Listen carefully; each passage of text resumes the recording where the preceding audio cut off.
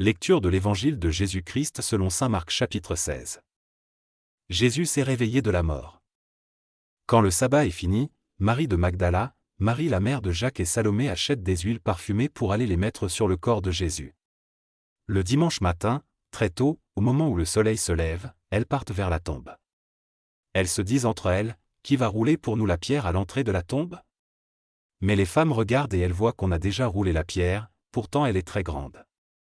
Elles entrent dans la tombe, elles voient un jeune homme, assis à droite, en vêtements blancs. Alors les femmes sont effrayées. Mais il leur dit, « N'ayez pas peur. Vous cherchez Jésus de Nazareth, celui qu'on a cloué sur une croix. Il s'est réveillé de la mort, il n'est pas ici. Voici l'endroit où on l'avait mis. Maintenant, allez dire à Pierre et aux autres disciples, Jésus vous attend en Galilée.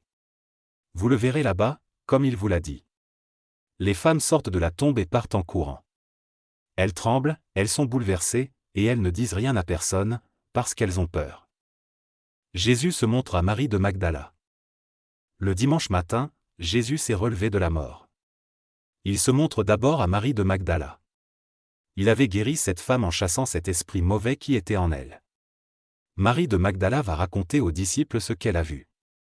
Les disciples sont dans le deuil, ils pleurent.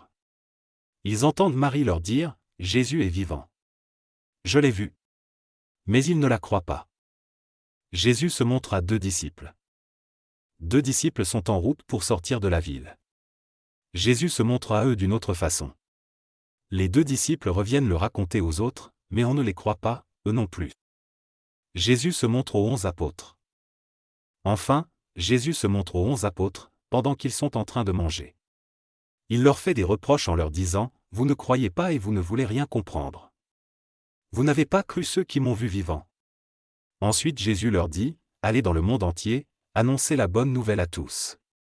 Celui qui croira et sera baptisé, celui-là sera sauvé. Celui qui ne croira pas, celui-là sera condamné.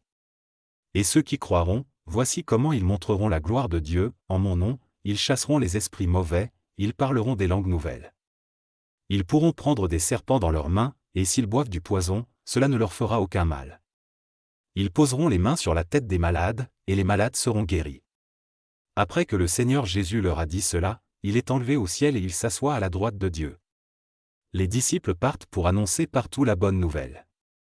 Le Seigneur travaille avec eux et il leur donne le pouvoir de faire des choses étonnantes.